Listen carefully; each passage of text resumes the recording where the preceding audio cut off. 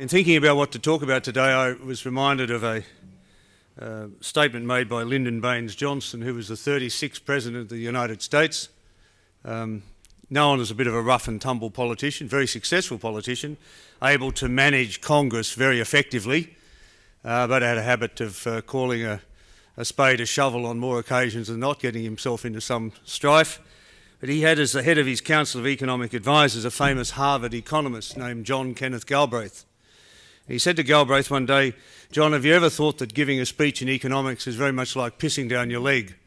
Seems awfully warm to you, but rarely so to anybody else."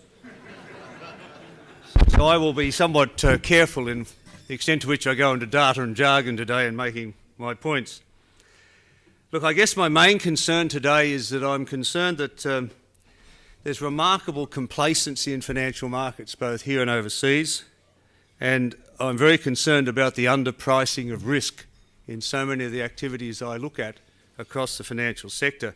I doubt whether policy authorities and governments have learned very much at all out of the experiences of the last 10 or 15 years, as we see some of the elements of the pre-GFC re-emerging with a vengeance in more difficult economic circumstances than in fact existed in the 2007-2008 period. And I'm fascinated that on a daily basis you get a piece of significantly bad news, whether it's geopolitical or economic, and it's digested by the market. The market may go down that day or for a couple of days, then it bounces back as if nothing happened, as if there's no sustainable impact of some of those changes going forward. When you look around the world today, you know, geopolitical problems with Ukraine, Gaza, ISIS, and a host of other areas of the world. In our own region, China with a lot of territorial disputes with the Vietnamese, with the Japanese, with the Indonesian. I mean, these are significant issues that have long-term effects on financial markets, but they have been discounted. We've got the Argentinian debt crisis, we've got rekindled banking fears in Europe, the most recent being the Portuguese Banco Espírito Santo. But the US municipal bond market, a $4 trillion market, which is, you know, suffering with city defaults and restructuring of Puerto Rican debt and so on. You've had warnings from major players in the financial system. The head of the BIS recently pointed out that 40% of syndicated loans these days are being done at junk status, pretty much the same sort of number that existed in 2007. You've had the governor of the Central Bank of India talking about his concern about asset bubbles in various parts of the world. And of course, one of the areas that I spend a lot of time in, climate change and climate risks. I think there's a very real risk of a climate-induced financial crisis that dwarfs in its significance what we've seen from the subprime crisis as the basis of the global financial crisis. Got a host of other issues like Scottish independence. I might say something about that. A vote that's taking place in the next week that could dramatically change the landscape of Europe very easily, could precipitate a sterling crisis. We've not paid much attention to these sort of issues in Australia, but just like 9/11, it can come as something of a surprise to financial markets with very little preparedness on the part of authorities as to how to deal with some of these issues. Those sort of pressures are against the background, of course, that growth is struggling around the world. The recovery is struggling. The most recent IMF growth forecasts have downgraded a number of the significant players in the market, including, importantly, the United States, where they downgraded their forecasts for this year from 2.8% to 1.7%. Now, we saw the very strong second quarter in the US of around 4% annual growth rate after a very weak first quarter, which was dispensed with as obviously due to a bad winter. But the IMF's taken the view that for the rest of the year, the US will not be that strong to get an aggregate growth rate for the year of 1.7. We know China's slowing down. Russia, I think personally, is teetering on the brink of recession. The IMF downgraded their forecast for Russia from about 1.3 to 0.2. But given the likely impact of some of the sanctions and the uncertainty that's flowing from, they've had pretty much a ruble crisis already. Certainly their stock market's come off dramatically. It's very difficult to predict how that will unfold, but Russia could go into recession, which has a lot of consequences for the rest of Europe. And even in the emerging nations like Brazil, which were humming along, the IMF downgraded their forecast for them from 1.9 to 1.3. The IMF forecasts for the Eurozone were pretty much unchanged, although recent data in the last week or so suggests that, flat growth in Europe at best for this year, which is staggering after 6 years since the GFC. And if you look at some of the individual countries, I think the core countries, Germany and France, are actually now starting to be matters of economic concern. I mean, Germany's done exceptionally well, of course, as a result of having an artificially low exchange rate with the euro compared to what the Deutschmark would have been. They've been able to run a very successful export-orientated development strategy, which has seen them excel relative to the rest of Europe. But, I mean, it's had its consequences in, of course, they're expected to pick up the tab for the peripheral players in Europe that haven't done so well, and have got staggeringly large economic and social problems as a result of the GFC, and what I observed to be almost their incapacity to deal with the magnitude of some of the challenges that they do have. And so Europe is looking particularly weak, with the major players, France and Germany, now looking marginal as well. And it doesn't matter whether you look at industrial production numbers, PMI numbers, growth numbers, forecasts of various groups, they're not looking good. In fact, Europe as a whole is suffering from the fact that they're looking down the gun barrel of deflation. I mean, it's hard to imagine that they have an inflation target that they have to stimulate to get to.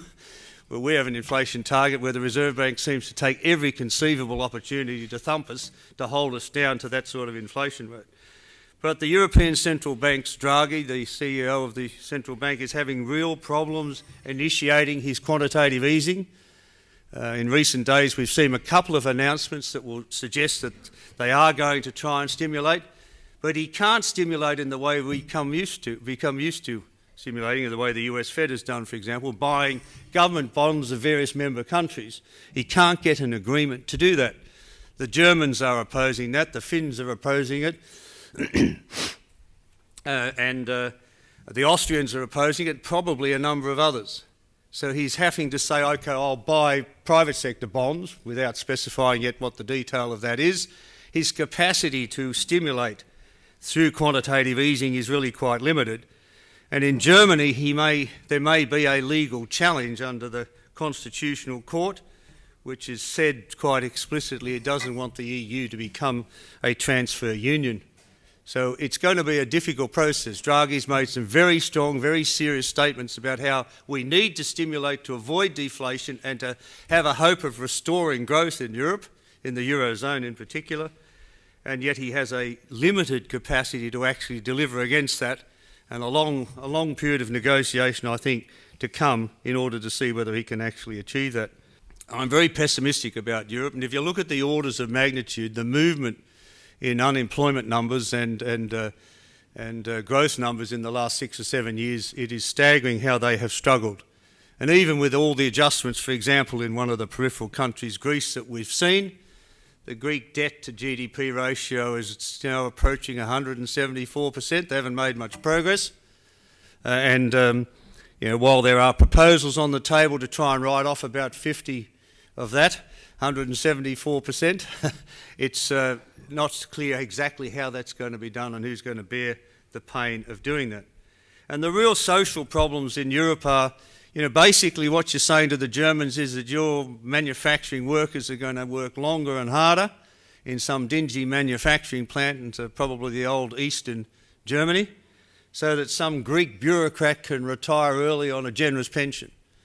And that sort of inequity within the Eurozone system is a very real constraint.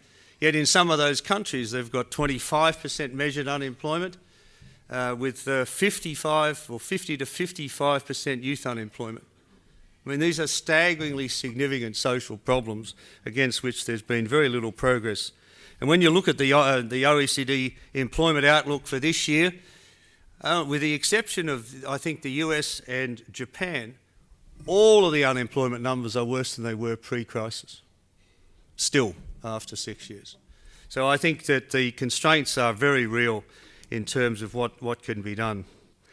A final comment on Europe is I thought I should say something about Scottish independence. There's a recent poll out, I think, today. The numbers are around 47-53 that the no vote will win. But in the last few months, the acceleration in the yes vote has been alarming, to the point where you've seen all political leaders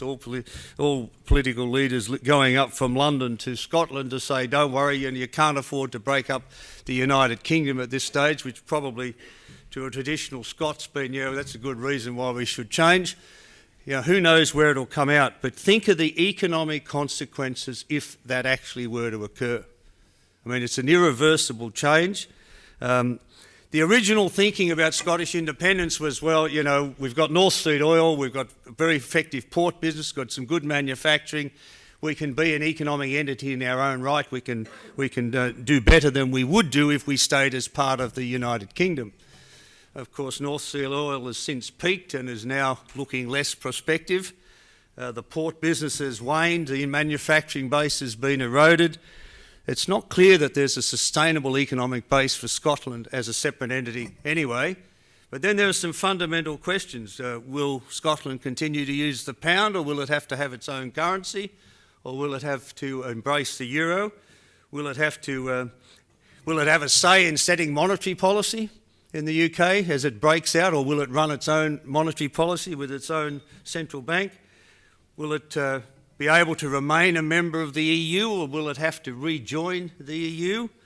And will it have to, in that sense, have to adopt the euro to do that? How will we divide up UK debt? What share will you give to Scotland? How will you determine that share? Will it be able to stand behind the financial institutions that are based in Scotland? Or if not, will they have to migrate to London to be stood behind? Potential capital flight, potential issues about credit rating, implausible fiscal commitments that have been made in this process, all against the background of the likely impact on sterling. This is not a change that should be underestimated in terms of significance. Now, the probability on the polls, and who am I to believe polls, but the probability on the polls is it won't get up, although this might only be stage one of an elongated process to ultimately get independence. The most concerning trend in the polls is the young vote. The romance of being independent is dominating, I think, hard-headed thinking about the likely financial consequences. So there's a big issue that's sitting out there, and we'll understand the consequence of that in the course of the next week. When I turn to the US, of course, the US seems to be doing pretty well on most fronts, even though, as I said, the IMF has downgraded their forecasts on the United States. But, the big issue there is the transition from quantitative easing to perhaps the possibility of increasing interest rates, and when that might be likely to occur. Quantitative easing could end in October or November of this year, and if you can understand the recent statements by Janet Yellen and others.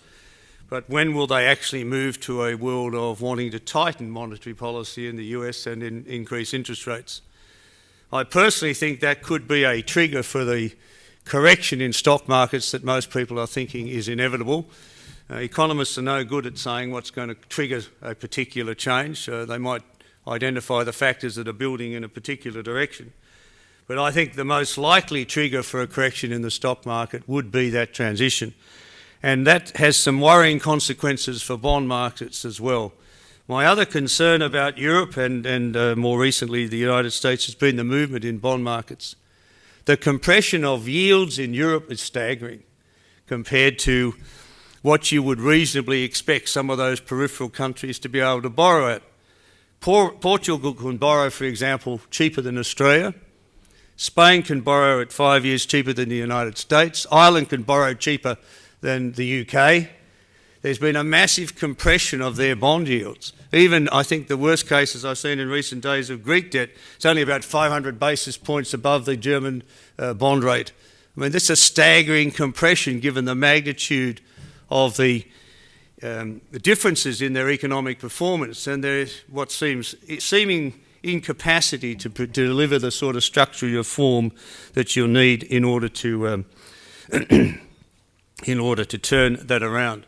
So I think that if there is a shift from quantitative easing to a tighter monetary policy in the US, the risks are twofold. One, the impact, of course, that those higher interest rates will have on stock markets and currency markets around the world. And secondly, there will be, I think, something of a bond market shakeout as a consequence, because I can't see how you can sustain interest rates, bond interest rates and bond spreads at the sort of levels we've seen in recent days. Finally, let me make one brief comment on China. I mean, China growth is obviously slowing and slowing quite quickly. I think this is a reflection really of some serious structural problems behind the scenes in China. Now, I have to be clear about this. I don't ever believe Chinese growth numbers. I was in China a few years ago. We were building a plant in Qingdao, and the government announced the growth rate for the September quarter in the middle of the month of September. We couldn't do that till the first week of December. So I've always taken them with a grain of salt, but clearly we're not growing in China now at 13 or 14% as it was, and it's probably 6 or 7%. I recently hosted a very significant Chinese delegation in the area of climate change and looked at their modelling going through peak coal, peak energy requirements and so on into the 2020s and 2030s. Their implicit growth numbers for those models were 4 or 5% in the 2020s. They are working internally on a very significant slowdown in growth rates. Yet we know that in China, when the growth rates get below about 6 or 7%, you start to get some significant structural and social pressures. And that's what my concern is with China going forward. The structural problems, well, they've got a massive debt overload. Recently, their aggregate debt was put at about 250% of GDP, which is not out of line to what you might expect, except that it's got there exceptionally quickly. Their non-performing loans and problems in the shadow banking system. The issue of inequality is staggering. I mentioned that Qingdao plant. When we set that up, we were paying the CEO a Western CEO package, and the workers on the factory floor were getting $1 Australian a day. I said that inequity is unsustainable in this plant. It's reflected in the entire Chinese community if you look at the difference between some rural areas, for example, and Shanghai and Beijing as an indicator. And that sort of inequality is difficult. Finally, there's been a massive amount of overinvestment in China, and making the transition back from an investment-based economy, 50 to 60% of GDP in investment, back to a consumer-based economy is a very difficult transition in those sort of circumstances. So, you'd have to say that the Chinese growth rate, from our point of view, is going to slow. We're also already seeing the impact of some of their stockpiling of iron ore on the impact of the iron ore price. There's a lot more, I think, of that to come. So against that background, let me just say a few words about Australia before I get on to some of the other issues. I mean, in growth terms, we are at risk to those sort of factors that I mentioned. You read the budget papers, and of course, Treasury would say we acknowledge all those factors. They don't actually weigh any of them into their forecasts. The way Treasury writes those documents, as I was part of that in my past, is you make sure you mention it. So that when anybody says, oh, this happened, you say, yeah, well, I mentioned it. Yeah, I mentioned it. But they don't actually factor it into the forecasts. And those international risks are very significant risks to Australia, and they're already playing out. The assumptions that were made about the iron ore price and so on behind the Treasury numbers are already wrong. The growth numbers they factored into the budget are already wrong, and we're only a few months into the process. So in simple terms, when I look at the last 2 quarters as an indicator of what's happening to the economy, the March quarter we had about 1.1% growth, 1.4% of which was due to net exports. In the second quarter, we have 0.5% growth, and minus 0.9% of it was due to the contribution of net exports. Terms of trade have collapsed relative to what was expected. And the contribution of exports, we might be shipping volumes, but we're not getting the prices that were predicted. And of course, the exchange rate is sticking higher than was hoped, such that it's going to have a significant effect on budget revenues apart from anything else. It's going to have a significant impact on growth. Take the export sector out, we don't have a lot of domestic growth. and you know better than I do, go across all the sectors in the economy. Retail's flat, wholesale's flat, manufacturing's in terminal, long-term at least decline. Some bright spots, but in general, manufacturing down. Property sector, the only focus is really on some residential. Commercial and industrial is really quite ordinary by comparison with what we got used to in the middle 20s. Domestic tourism, of course, suffers from the dollar. Education, where we used to have very large numbers of foreign students, those numbers have dropped off. It's hard to find the bright spots. Financial services is supposed to be a bright spot. A lot of uncertainty in this business, not getting the growth and the employment numbers that were predicted for the financial services sector. So I can't see, okay, the government is making a transition from a resource-based economy to something. I don't know what that something is, because I can pick a few sectors and a few industries and a few companies, but I don't see the story. And one of my big disappointments about the budget was we didn't get that overarching narrative that said exactly what they're doing and why they're doing it and how they think it all fits together and how we're going to start growing. We are responding to issues as they emerge. We don't have an overarching strategy. When you look at the budget that was set against that background, I mean, I'm staggered that they brought down the budget they brought down. I was interested to note recently that Joe Hockey was completely surprised by the reaction to his budget. He thought everyone would be lauding him in the streets about the financial genius that he thinks he is, whereas in fact he got absolutely belted, such that for 10 weeks he didn't even talk to the crossbenchers in the Senate to try and get any of those measures through. A couple of failings in the budget. One, the budget emergency was a created issue. If you go back to the only honest assessment you ever get of the fiscal position in this country, which is the first week of the election campaign when you get the PFO, the independent assessment of the fiscal and economic outlook by the Treasury and Finance Department, that number was basically doubled when you got the mid-year economic forecast, which was done by the new government. There isn't, to my mind, a short-term budgetary crisis, but there is definitely a significant budget challenge in the out years, beyond the 4 years of the budget period. Because in the last election campaign, both sides of government went around the country promising what they couldn't deliver. Massive increases in expenditure. Gonski, big impacts, 2018 and 19. National disability, going to cost somewhere around, we don't know, it hasn't been defined properly yet, somewhere between $20 and $30 billion a year around 2022, 2023. You've got all the infrastructure commitments, tens of billions of dollars, including the national broadband. They're all unfunded in the out years, despite what they might want us to believe, and of course they all claim they're funded. They're not funded. You find me where all that revenue is going to come from. At the same time, you're promising to fix the budget deficit and to lower tax. It just does not add up. And, in that context, the budget was a very difficult document to understand. It was driven by a focus on the expenditure side, not the tax expenditure side of the budget. Tax expenditures are about $120, $140 billion, growing faster than government expenditure, but not focused on in the budget. So you do something on pensions, but you don't do something on superannuation, you get an unbalanced reaction. Their focus was trying to get some measures that would improve the budget bottom line. We'll have a co-payment in health. We'll have universities charging fees rather than us funding them. A series of measures like that. We'll cut research. We'll cut whatever.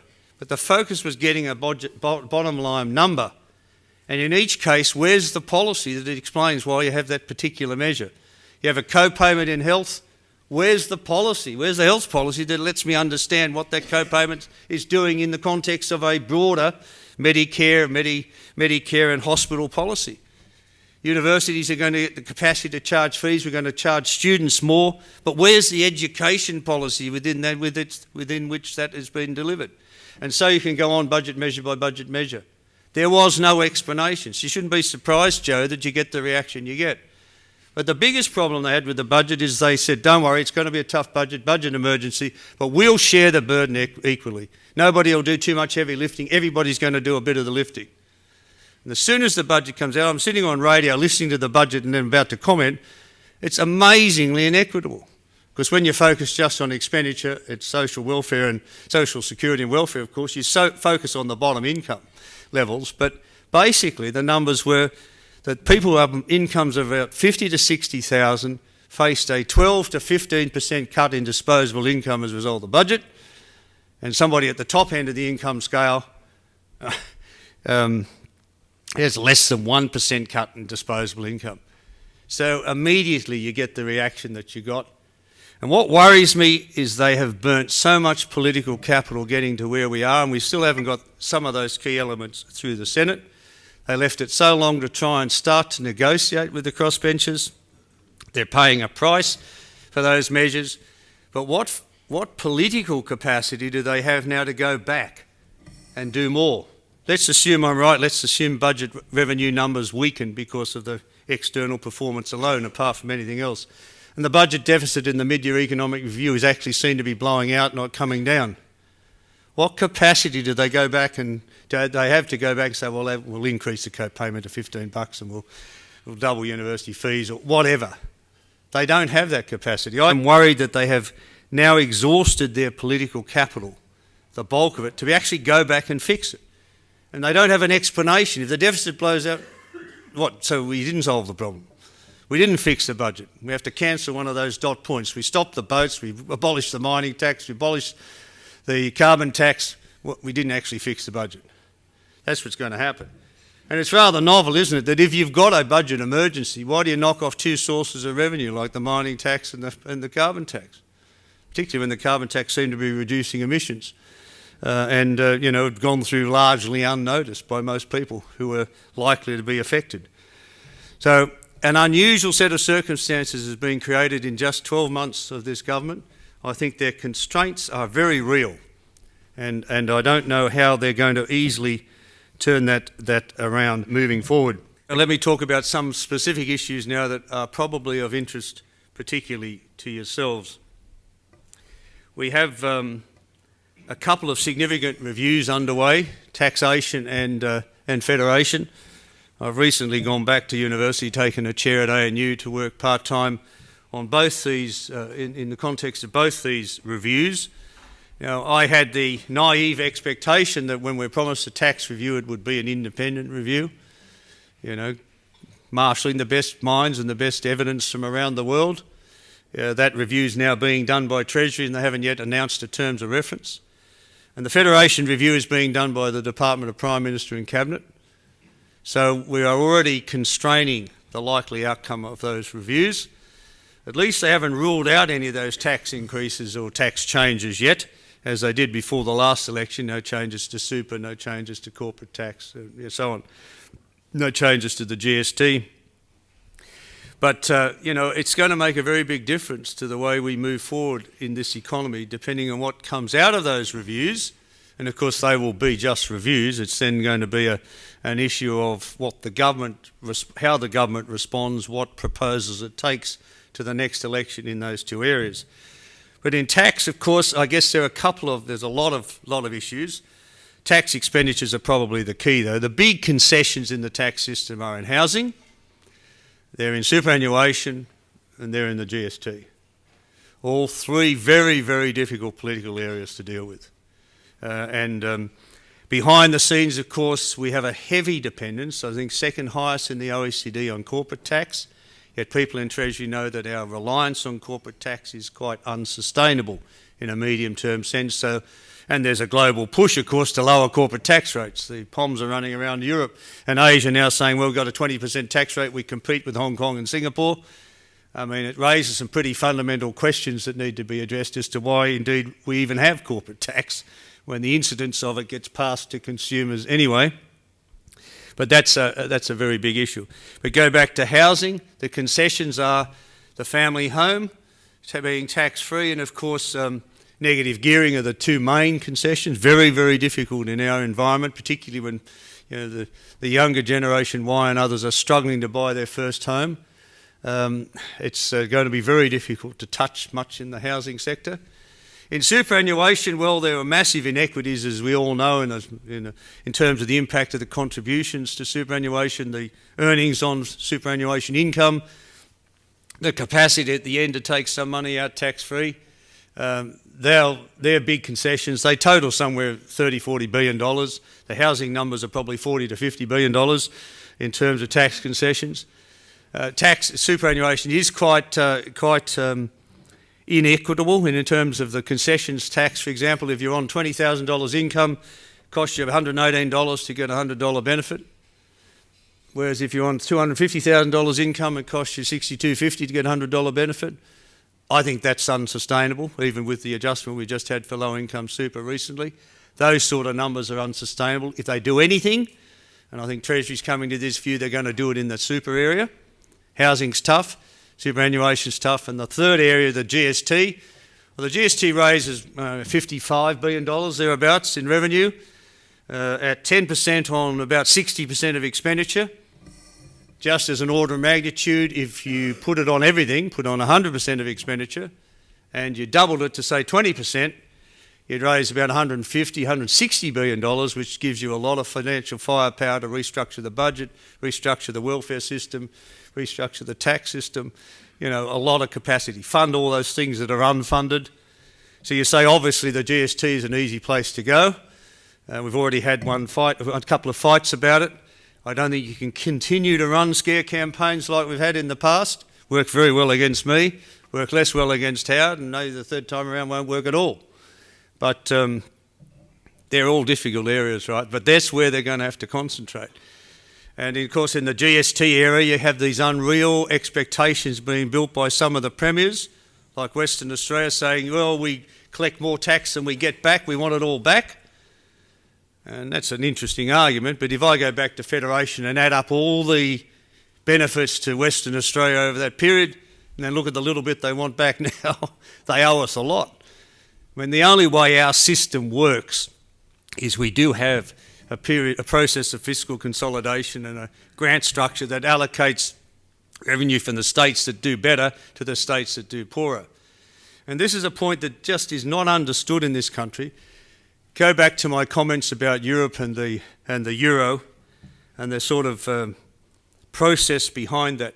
Europe is struggling to have an integrated monetary policy to validate the euro. I said Draghi's having trouble just initiating quantitative easing. They have a particularly difficult policy challenge in trying to get fiscal policy coordinated to validate the euro. The pressures are very real.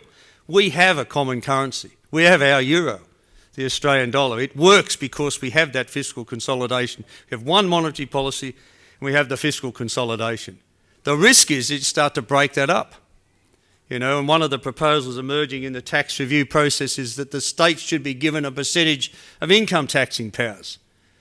In principle, say, okay, why not? They've got to do, let's give them hospitals, give them schools, a couple of other things, and let's give them a percentage of income tax to pay for it.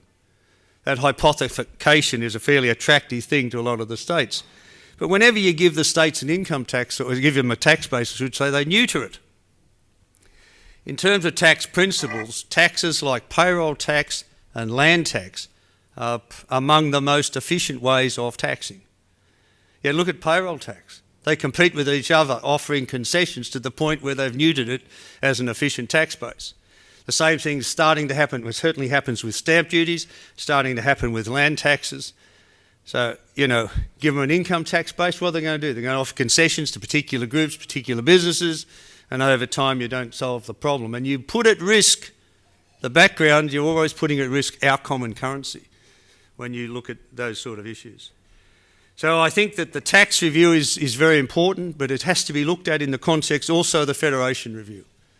Federation, we know, if you were starting Australia today, you wouldn't have 3 levels of government, you'd have 2, big regional governments and a national government. But realistically, we live with the structure we've got. So we have to make the hard decisions at each level of government as to who does what. There's a lot of duplication at each level. We had about 10 or 11 bodies and agencies and departments that did training, for example, about 7 or 8 that do Aboriginal assistance just at the national level. You can fix some of that, and the Audit Commission made recommendations about some of that. But the duplication between the Commonwealth and the states is dramatic. We have 2 departments of everything, transport, environment, We have tax officers collecting revenue at state level and federal level. Why don't we just collect it all in the tax offices? It's a relatively efficient operation. You know, these issues are tough issues. What responsibilities are we going to give the states? First, let's make that decision, and then secondly, decide how we're going to fund them. And in the context of the tax review, those two reviews, federation and tax, have to come together. As I said before, they're unfortunately being done by two separate departments who, of course, don't compete with each other at all in terms of the policy process. I don't know how much we can expect to see out of that.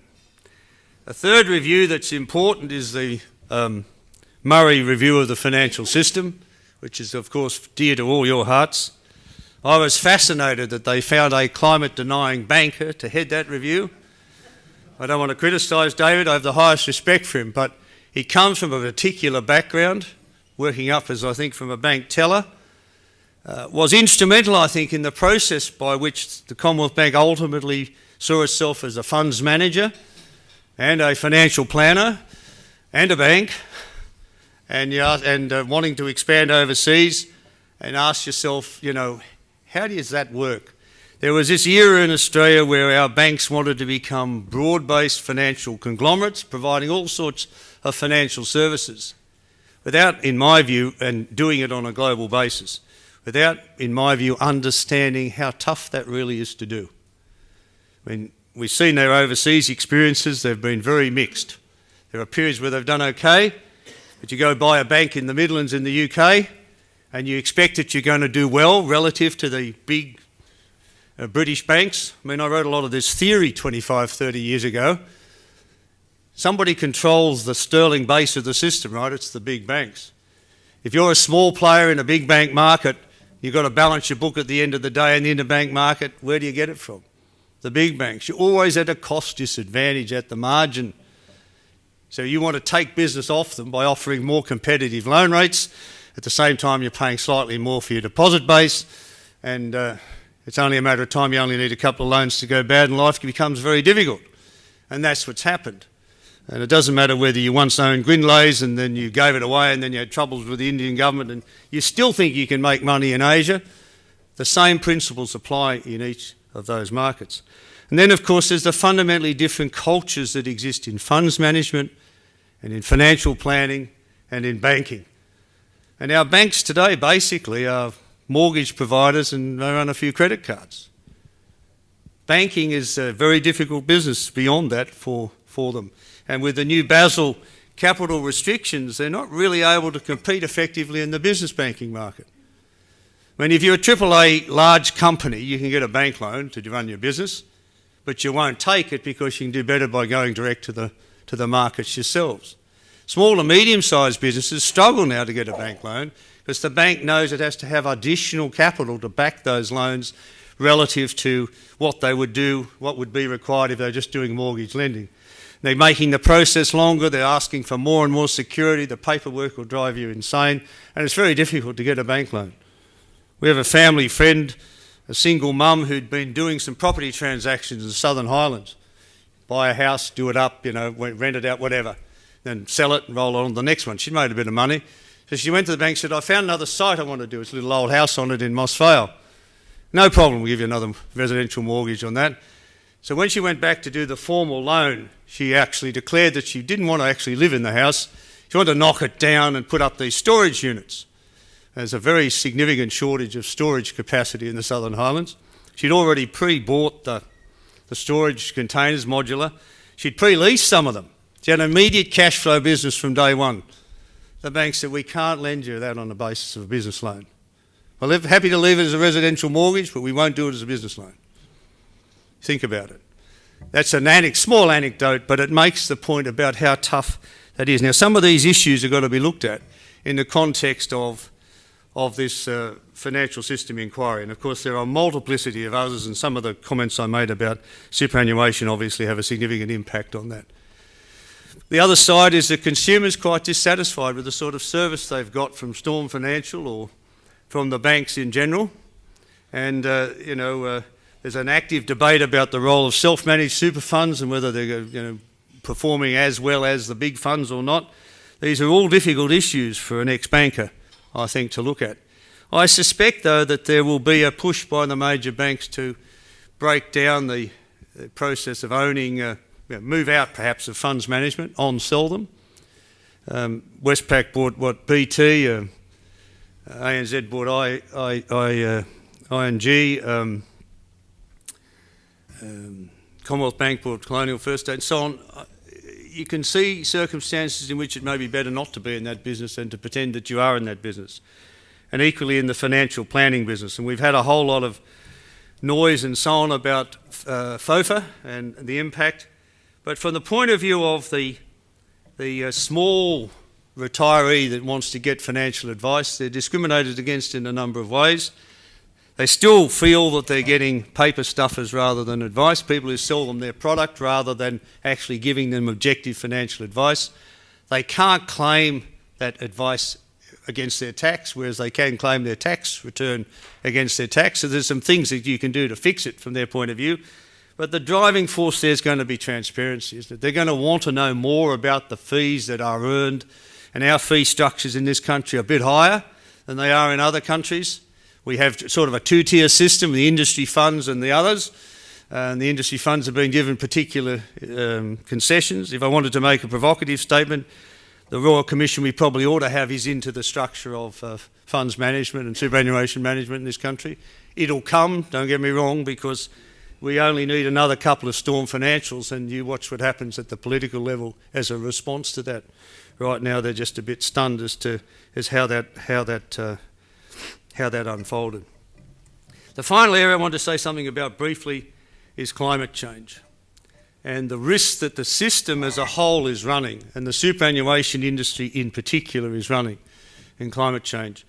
One of the things we set up a couple of years ago when governments were dicking around trying to decide whether they would or wouldn't price carbon, or we would or wouldn't have an emissions trading scheme, or we wouldn't commit to realistic emissions reduction targets, we started an exercise called the Asset Owners Disclosure Project. It's a global exercise that focuses on pension and superannuation, the largest 1,000 pension superannuation funds, sovereign wealth funds and university endowment funds in the world.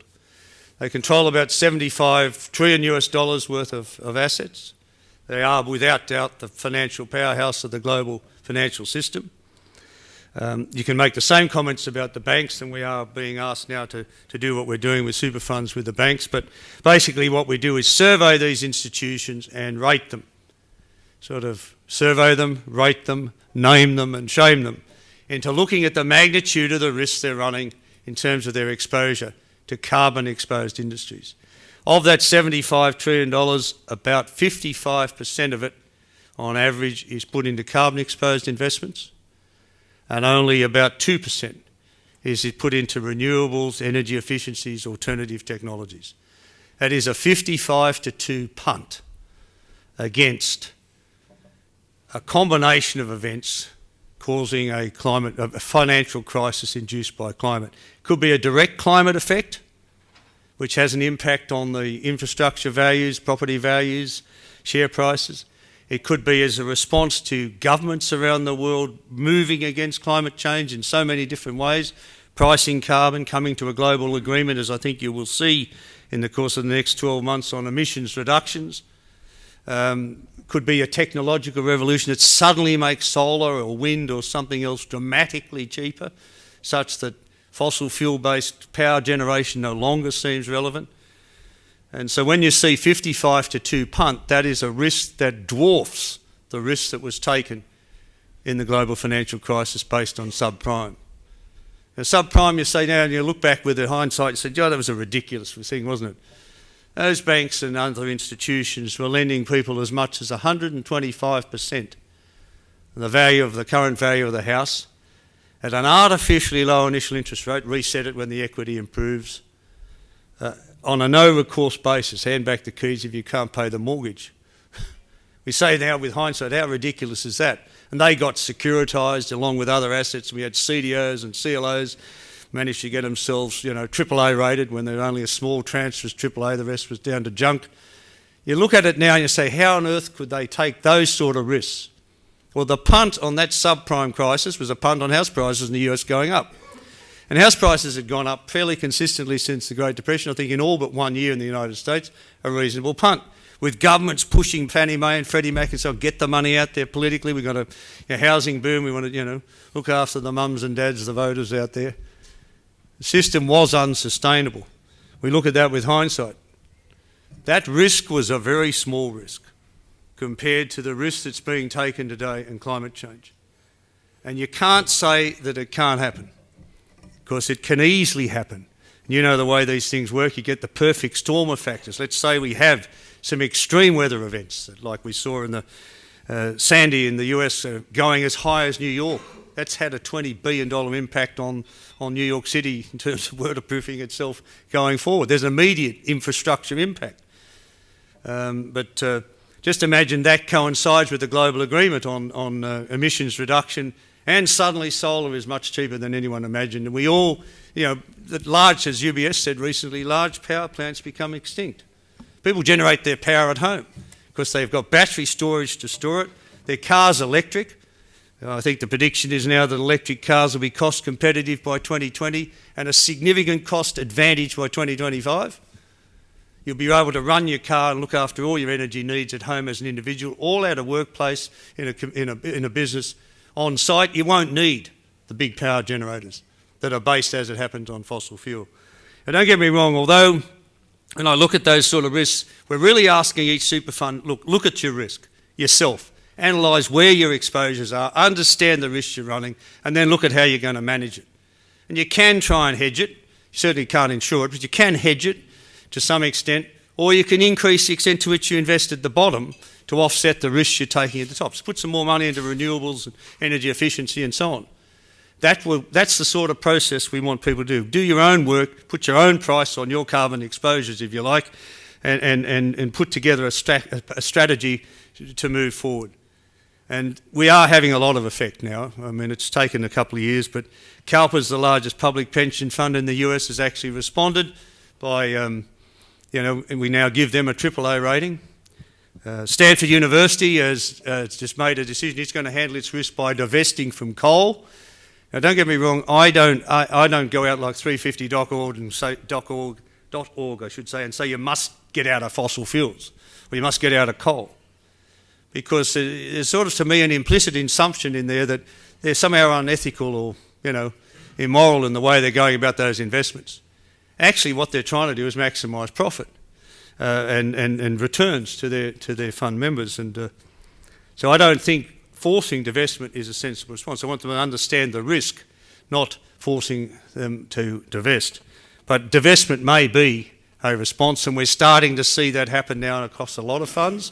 We're starting to see new funds established which don't invest in fossil fuels at all, and so the process, I think, is starting. The key point, though, is that as a fund director or trustee, you have a fiduciary responsibility to manage the value of those assets over the lifetime of the workers who are your members to maximise their return in retirement. It's not a very sensible way to go about that, to give those mandates to short-term asset managers who are short-term focused in terms of measured by their returns, and they're remunerated on their short-term returns. Because they won't necessarily operate in terms of your fiduciary responsibility. And that's the crunch point. And one of the things we're thinking of doing with Asset Owners Disclosure Project is running a global case on fiduciary responsibility, because we have a separate platform, a social media platform, where individual members are asking their funds, how do you manage climate risk? Why are you so exposed? Some of those answers lay the basis for a very effective international fiduciary responsibility case, which I think would change the face of that issue dramatically.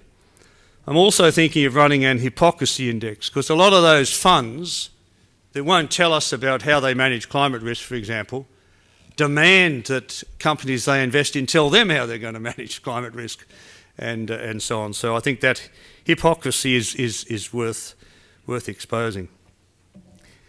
Just one final comment. Some of the decisions you need to make in these areas are really tough. Back in middle of 2007, I was reading, obviously couldn't sleep, I was reading the financial reports of my local council, the Wingecarribee Shire Council, in the local paper, and then subsequently went online and got their reports. But I noticed that they'd given all their investment money, $60 million thereabouts, to one group called Grange Securities, being acquired at the time by Lehman Brothers. And they'd put more than 50% of that, 60, 70, I couldn't quite identify from the numbers, into CDOs. So I wrote a column in the local newspaper and said, look, this is insane. On two grounds. One, you don't give your whole portfolio to one manager, you split it up, 6 lots of 10 or 5 lots of 6 lots of 10, I should say, or 12 lots of 5 or whatever, to get to the number. Spread your risk, spread your assets. No, they'd just given it all to one group. The second thing was that CDOs were not AAA rated. I know they were AAA rated. For a small yield gain, they were going to put all these funds into that.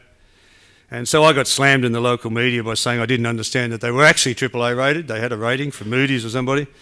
And that they only had to hold them for maturity, they'd get their money back. So I wrote a second column saying, well, actually they're not AAA rated, just a little tranche is AAA, the rest is mostly junk. And secondly, you won't get to hold them to maturity. The whole system's going to implode. Okay, I had that view. And as we did more work on it, took the view that, well, the stock market could go down about 50%. So one of the funds that I advised, we called the asset managers in and said, okay, my view is the market's going down 50%. And they looked at me and said, well, I said, so what should I do? My inclination is to just get out of the stock market. I've got a fixed deposit here at Westpac at 6%. I'd like to sit in Westpac with all the money and just ride this out. The answer was, look, you're a long-term investor, the markets come, the markets go, you go up, you go down, you'll be okay. Second layer of advice was, no, well, don't worry, we can manage it, we'll underweight this and we'll overweight that. So my answer was, yeah, that's fine, because in 6 months' time, if I'm right and the market's gone down 50%, you'll have the hide to come back in here and say, don't worry, John, the bit we managed for you only went down 49.2. We've actually added value, 0.8. And I said, yeah, but shit, I've lost half my investment. And that decision is a difficult decision to make. And most of the market works as a herd, doesn't it? Everyone's a bit around the index, not too far off. Some above, some below, slightly better, slightly worse. But those big decisions are tough to make. Yet they're the ones that actually undo portfolios. I remember I was working in the Monetary Authority of Singapore in the early 1980s, and they were fanatical about gold. And they have a compulsory super fund at the time, was putting more than 50% of wages compulsorily into super, 25 from the employer, 25 from the employee. Massive international reserves. They'd gone long gold, really long gold. There were queues in the physical gold market around Singapore blocks 2 or 3 times, people trading gold. The gold price went to bed at 980 and the next day woke up at 480 and wiped out a significant percentage of the pension fund and the superannuation, and the international reserves of the country of Singapore. They're the changes you worry about, right? And all I'm saying in climate change, it is not inconceivable that you get a configuration, the perfect storm of factors, where suddenly share prices for coal companies, infrastructure values, property values actually respond. And it's hard, you get compression, it's hard to get into the market. When you get in, you compound the downward trend, the market overshoots in the downward direction. And I can apply that same sort of thinking to a number of the risks that I mentioned today. Thank you.